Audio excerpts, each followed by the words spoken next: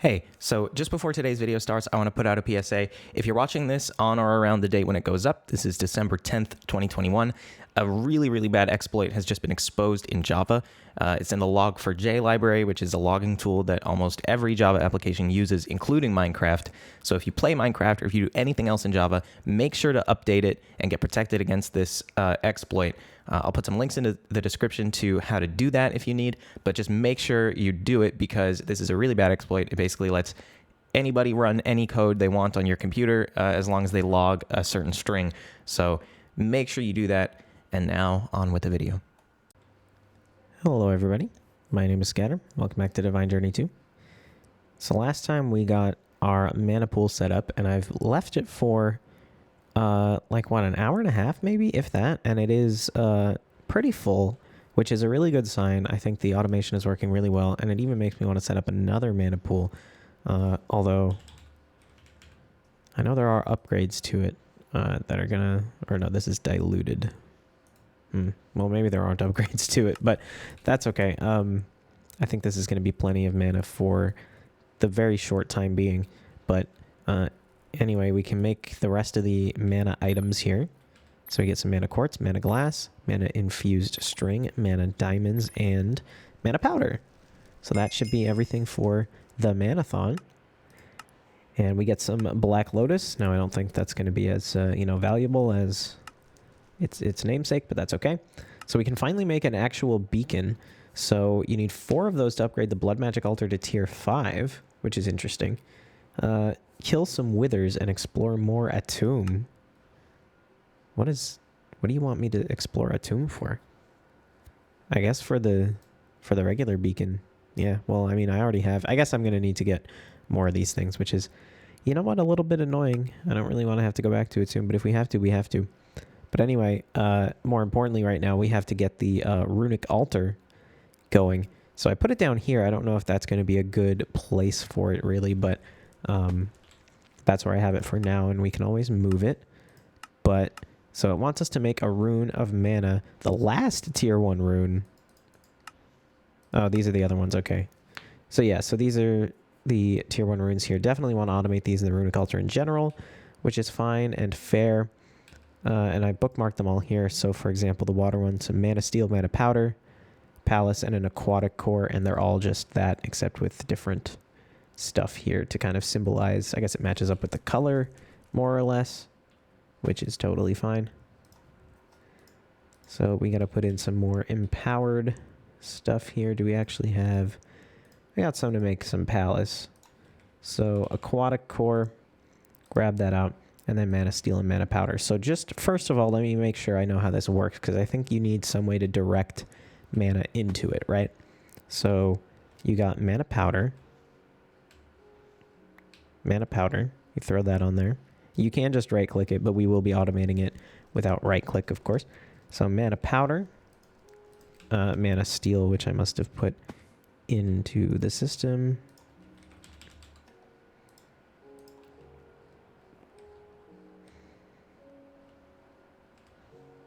Oh, come on now. So mana steel, and then just these 2 things, palace and the aquatic core. Right, so now it says it doesn't have enough mana, first of all, but also it needs living rock, right?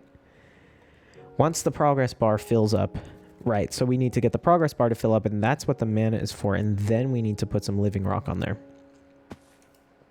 So this is going to be an interesting challenge to automate for sure, unless it's going to be much easier than I think it is, which is always possible as well. So I'm going to go make a second mana spreader and see if I can get that set up here. Okay, so let's try putting this here. Now, can we link this? No, you can't just link that to anything. I think it does just fill because it's next to it, though. Yeah, okay. There we go. So it's filling up.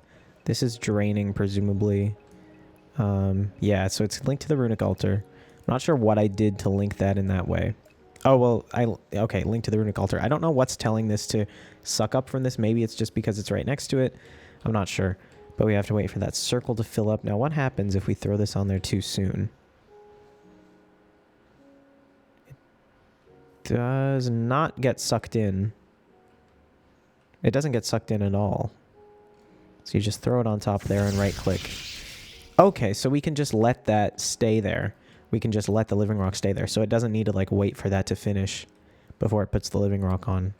It can just be there and then we right click with the mechanical user. Interesting. Okay. Well, in that case, let's try another one. Let's try the fire this time. All right. So mechanical user down.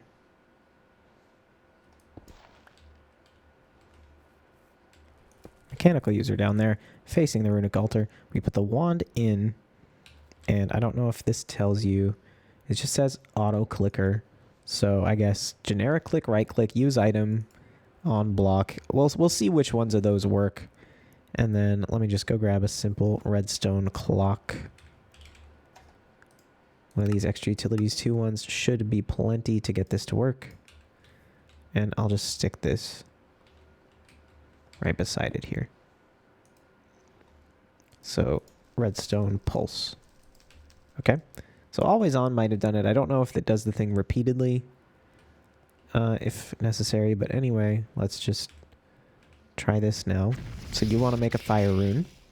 And you're slowly filling up. More slowly than I would like, but that's okay. This is just going to be a slow process for now. And we can go ahead and throw the living rock on. And hopefully this works. I have had trouble with the mechanical user in the past, and we know that, but hopefully it does just work this time. It does not. Place block obviously is not going to work. Use item on block works. Okay, there we go. So as long as we have this set up, that might work with always on and without the redstone clock, but you know what? I'm just going to leave it because I know that it works. And if I'm wasting like a few stone and a few redstone on this clock being here, then I really don't care about that. It does recommend you use a precision dropper because the thing with these droppers is they do kind of have a cone of influence, right? So like it doesn't necessarily drop directly straight down and directly below. So a precision dropper might be the way to go. We can also go for the world item exporter, but let's have a look at how difficult the precision dropper is going to be to make. I mean, not very, but the ID stuff is automated now, and I know I can set that up pretty well, and I'm going to want to use the importer as well. So maybe that just would be a better thing to go for, but let's bring some auto crafting over here and make it so we can stop worrying about it.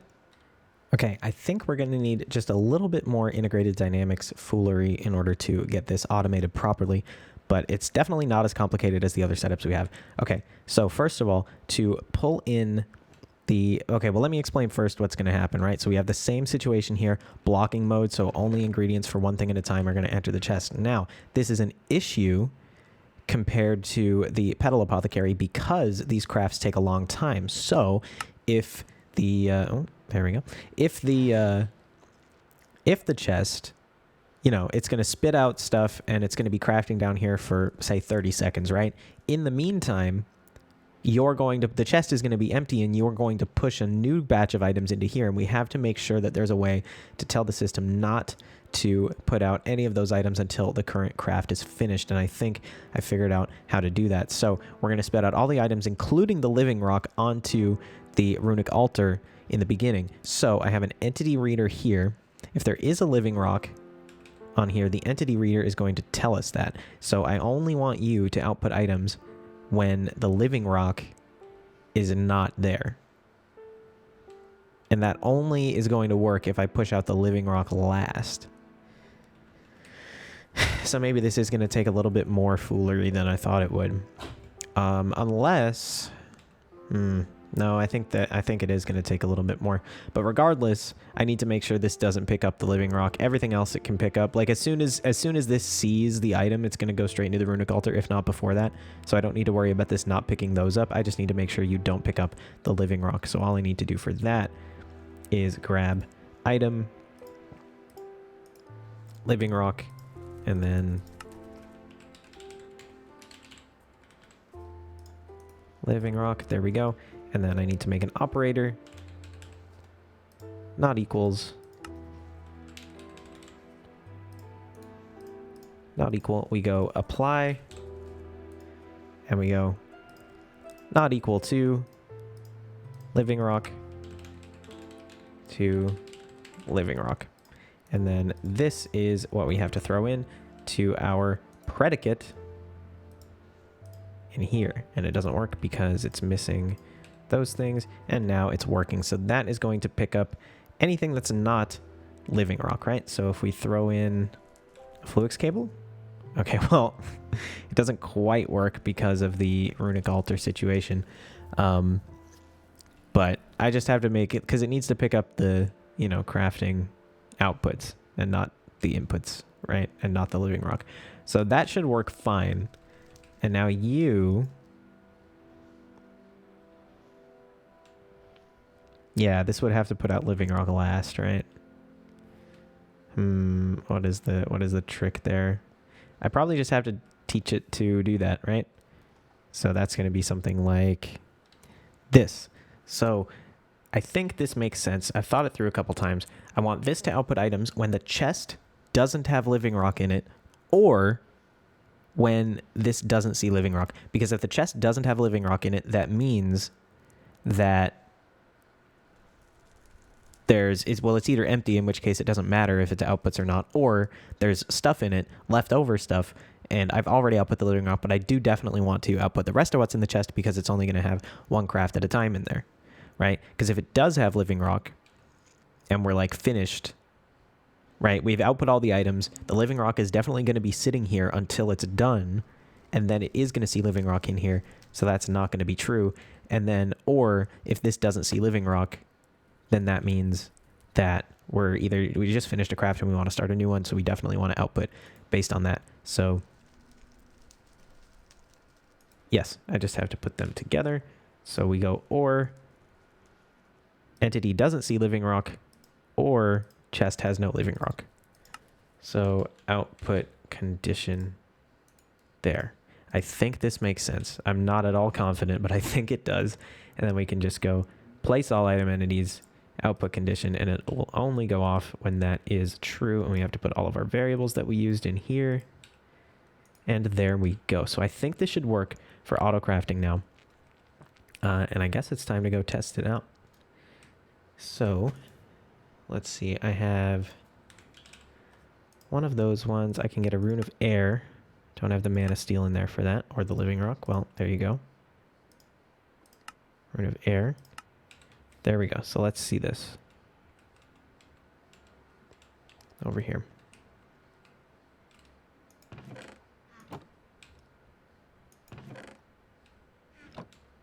Okay, I guess it had something to craft, maybe?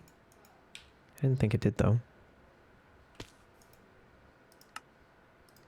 Well, it just still says crafting 1. Does that mean you're stuck in the interface? Somehow? Oh, no. Oh, no, it's working. Oh, my God. It's working, and the living rock is there. So if I now put this in, it should not output. That's bad. Why would it do that? Because you are seeing living rock, right? You are seeing living rock, and now you're not. And look, oh no, it's the inventory importer is not picking it up. Okay, so well, that just means I have to put some dirt here to stop it from doing that, which is ugly, but it's okay. We'll live, okay? That's fine. What's not fine, though, is that output, even when it did see living rock. So it output, there was no living rock in the chest. I guess that makes sense, yeah. Yeah, no, that tracks. That is not the situation where I wouldn't want it to output. That was fine. If living rock had been in there, which in a real situation, if I was crafting two things, it would have been, then it wouldn't have output, right? So that's fine. So if I did put a living rock in there, it would output, and then this would start seeing it, and then when I put another living rock in there, it wouldn't. This all works fine. This is good. This is good. This is good. I think the auto crafting is fully working on the Runic Altar, and I feel very happy about it. Let's just get our last rune here, Rune of Earth. And let's see if we can get this working a little better. I'm going to replace that dirt with stone bricks as well. Just because it's a little bit nicer looking, and I've never been one to care about that, but just the random dirt around is egregiously bad, I think. And let me grab some living rock out just to test out my theory here about how this is meant to work. So it's currently filling up, right? Now if I put the living rock in, that's not what I wanted to see. That is not at all what I wanted to see. And it looks like this picked up the living rock too, because I guess maybe it's not equal to living rock, but it was equal to 2 living rock. Oh, that's definitely not what I wanted to happen. Oh, man. Okay, well, I guess there's more to figure out here, but for now, and this is definitely one that I want to remedy sooner rather than later, but for now I think we're fine with it the way it is. We don't need to do a tremendous amount of auto crafting with the Runic Altar right this second. I know we need to do it very soon, but we don't need it right this second, so I think it's fine. I think it's totally fine. Okay. And we get some of those. And now with those we can craft Thermal Lilies, one of the better early game mana generating flowers. It sucks up nearby blocks of lava to generate a large amount of mana. So I guess the Endo Flames aren't really the best, but lava, this we can definitely do. But I don't know if that's going to be super necessary because we do have the full pool. If it ends up being necessary, then we can certainly do it. But now we need to make a Rune of Mana, which is just going to take a lot of mana steel and a lot of mana diamonds. And the mana steel is made with mithril, and the mana diamonds are made with hyper diamonds, which is another thing I have to get on automating. I know people have mentioned a creeper statue or some such thing. I don't know what that's about, but I'm going to have to learn in order to get this all automated up. But yeah, I will leave that until I super need it. So you can see that used up probably about half, if not more, of what was there, which is a little bit disheartening. That's probably going to use up the rest of it. I mean, I probably would have if I had left him there, but yeah, okay. So that's fine. That's fine. That's fine. That's fine. It's actually fine. Mana rune. Mana rune. So yeah, we just need to teach it to make these 2 blocks.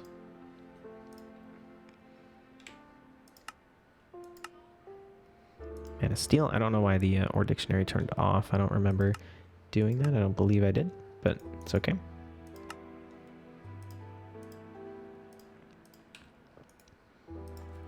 But at least now we throw these in. If I teach you to make a mana rune, you should be able to do so pretty easily. Yeah, so that's crafting away now. I don't know if it's going to have enough mana in the mana pool to do it. And I guess, well, seeing how much mana that used up, maybe I should get on the Thermal Lily sooner rather than later, but hard to say. Yeah, I don't know of a way to speed up the spreaders either. But I do see that this is not active anymore. Maybe that's just because I'm not holding the wand. Oh, yeah, it is because I wasn't holding the wand. Okay. Although, wait, is it? No, because this isn't... They're not doing anything. Maybe this tick rate is set too low. Let me see if I can figure that out. Well, as far as I can tell, 8,000 ticks is the correct number, so I'm not sure why these aren't going right now, but I won't worry about it too much. I have already seen that if I leave it, it does fill up the pool relatively quickly, so I'm not too worried. But there's our mana rune in any case. Man, a rune. Some more black lotuses. Definitely want to automate this. Right, so we do need to automate the actual mana stuff itself for dropping in the mana pool. But that's not something I feel like I have enough mana generation to do right now, which I guess is because I have low numbers of enough flames. See, it's weird because, like, you know, even if I did, it just uses up the mana pool. I guess maybe I need multiple mana pools. I don't know. some kind of like smart system to see which one is the most full and drop it in there. I don't know about all that though. I don't know about all that. Well, I guess there they go. I should really replace these with precision droppers because it does kind of go everywhere. It's pretty annoying, but I don't think that's a major concern right now. I think for the rest of today, I'm going to see if I can make any headway into mystical agriculture, because that is something that is definitely going to be useful and is also just pretty cool. So we have plenty of prosperity shards and prosperity ore. We have plenty. We don't really have plenty of seeds, but we definitely do have plenty of inferium essence, right? So it's 8 to 1 for these to make the tier 1 seeds. So that's just going to go in there, and you're going to go something like that. I messed this up real bad.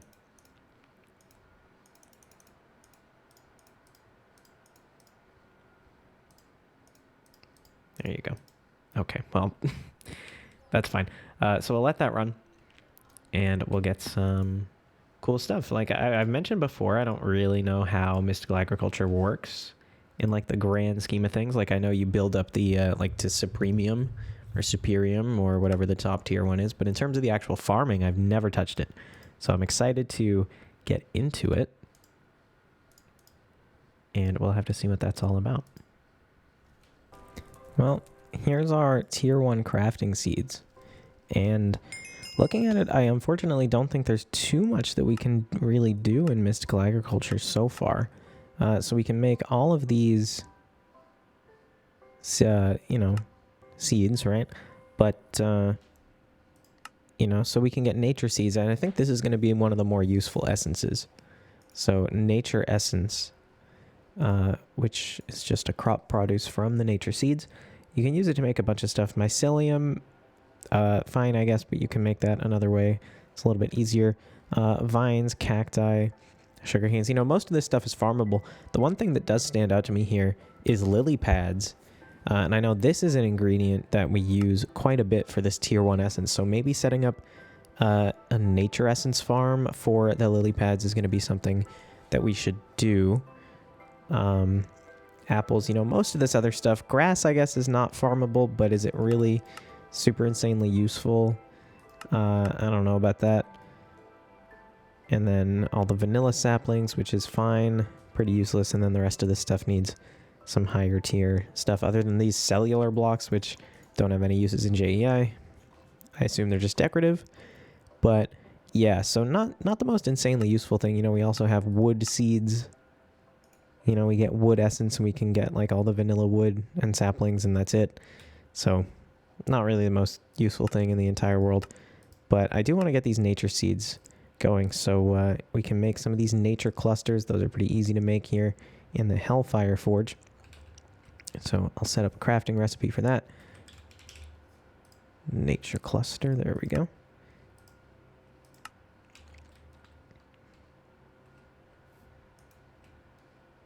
Oh, not in there, in there.